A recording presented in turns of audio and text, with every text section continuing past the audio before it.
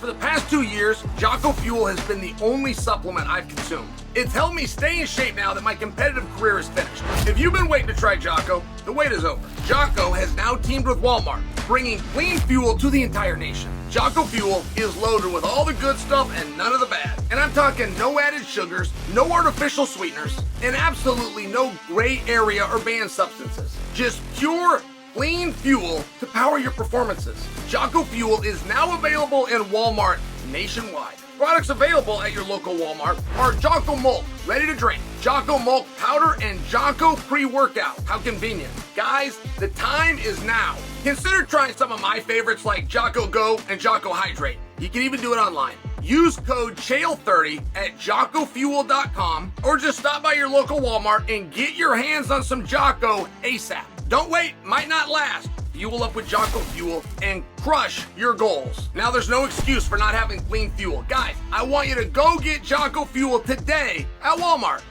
I retired from MMA, undefeated and undisputed, but I had my thought about coming back, or at least I missed it. I wasn't about to take the step of speaking with Scott Coker or Dana White and getting a contract to come back. It wasn't along those lines. But I just mean, like, in my mind and in my heart, I could still do this. Moreover, I still want to do this. Moreover, I guess would mean I'm still thinking of doing this. It was COVID times. And during COVID times, we had our own apex, if you will, but at the Mohegan Sun. The Mohegan Sun was playing Bellator constantly, but it was the only act that was coming in, so they left the space. I'm right outside the curtain of that space, and I'm talking with Josh Thompson and Big John McCarthy. And Josh says to me, "Do you miss it? Do you want to do it again?" And I peel a little bit of the curtain back, and I can see the cage set up, and I said, "Yeah, I miss it." And Big John says, "No, you don't."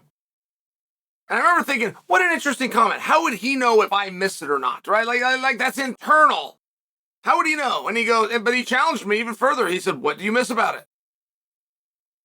I pulled the curtain back. I was looking at the cage. I looked back to them, and I said, "Well, that's just,"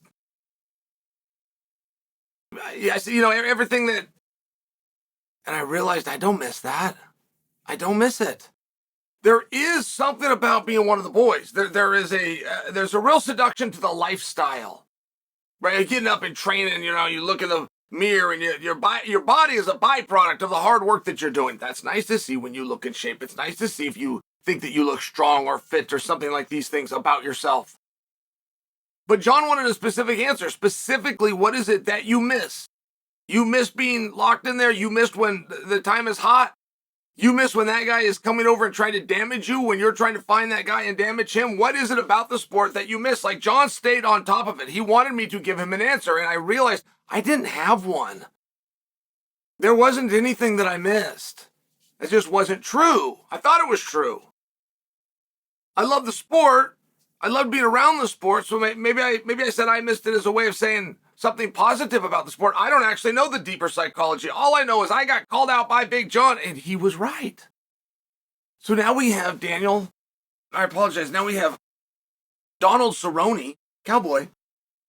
He announced he's coming back, and his announcement was very funny because he said, "I'm going to have to stop all PEDs and steroids to get back in the pool to make my comeback, but I'm going to do that. It's going to take about 2 months. I'm coming back." And he had a specific reason. I liked this. Like, if Donald did want to do this path, I would support it stronger than other guys who I've had an opinion on, because Donald had a reason.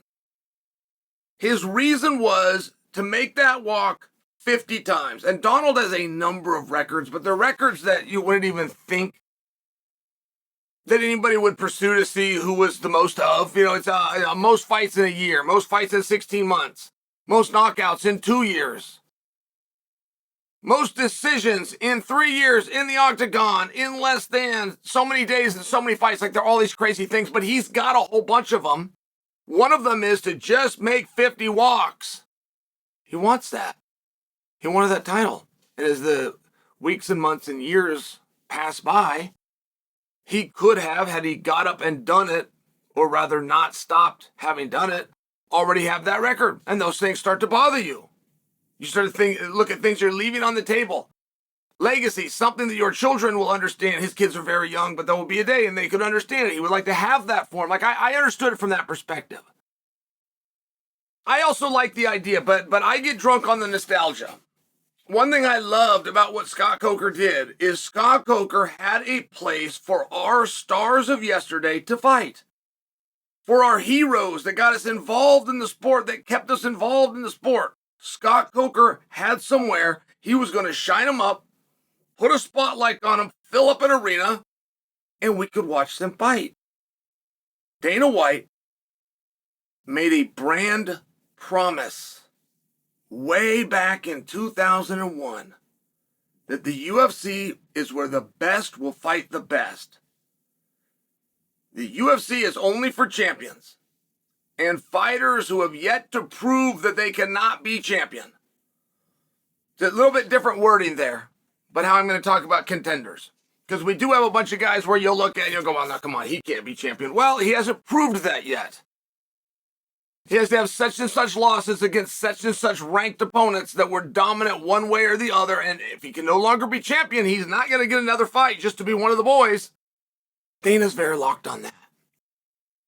To the point, I don't have to go back any further than the Sphere. We had a major star, Sean O'Malley, and he was going to have a majorly difficult task in fending off a gas tank known as Merab Dashilvili, who's coming for nothing but double-leg takedowns. And by the way, should he succeed, it's going to draw right into a gas tank that's really good at pushing you into the fence, entangling legs, and ended up with a takedown named Magomedov. And everybody looked around and said, hey, what are you doing, Dana? This is too hard. That's your star. Let's go find someone that can work with him. Let's find a Sandhagen who's ranked number 3. I don't know the outcome of that match. What's Dominic Cruz doing? Where's Henry Cejudo at? Get some of these names back in there, but where the outcome is maybe a little bit less obvious. And Dana just simply said, that's not what we do here. I don't care what it costs me in t-shirts or live gates or sales. The brand promise is that the best will fight the best every night. So it's for those reasons that we won't be able to see Donald come back. But I wish we could. I wish we could. There's few things that I enjoy more at a fight than seeing Cowboy Cerrone. And I don't care if it's in the back. I don't care if he's making us walk. I don't care if he's in there fighting. I don't care if he's holding the junior in one hand and he's got the beverage in the other. Like, there's just something special about seeing Cowboy. He's one of those rare, unique looks, not to mention how honest that he's got to come off peptides and steroids before he could even get involved. What peptides is he on, by the way? What is the deal with that? I've read a lot of stuff on peptides. I had an injury right in my hip and used a $59 bottle of peptide, but it fixed. It fixed my entire hip. I didn't even know what for sure it was doing. It just came heavily recommended by doctors online. So I'm curious in peptides. I'm curious what Cowboy is doing. As far as his return to the sport and as far as him pursuing that record, it was very unique. Most guys that come back will talk about, I'm going to regain the record, I'm going to be the world champion. Conor McGregor, whose next fight is nothing less than a comeback fight. He's been out forever and a day nursing an injury, and we don't think he's coming back in the first place. I mean, it is a comeback fight by every meaning of the word. He's talking about titles. He was talking yesterday about Belal Muhammad's title. Anybody that we see coming back, George Masvidal, who left prior to ever getting a championship, is only talking about coming back and hurting people to get a championship. Cowboys was different. It was more honest. But Cowboys' records have been different. They've been more honest. I'm curious in it. I like to see it. Dana's already shut it down. We're not going to get it. But what if it was just for one night? What if we could get the Nick and the Nate Diaz's just for one night? What if we could get the Dustin Poirier who says he's got one left? Justin Gaethje, who doesn't have much more than a couple left. What if we got these guys? Cowboys and the Masvidals all together. Am I alone? Am I the only one? I would love to see that come back. I would love to see that happen. And more than anything, I hate the stigma around it when a guy doesn't get it. When someone like Cowboy puts his neck out there of what he's going for, 100% of the time, people are going to assume you need money. You went through all your money. But that's not happening with Cowboy. He doesn't have outside kids. He doesn't have outside women. He's very buckled down. He could go buy a big different house. He's still out there on the ranch. I take him at his word. I take him very sincere. Cowboy wants to fight. I just can't be the bearer of bad news. Somebody's going to have to be when they tell him it will not be in the octagon.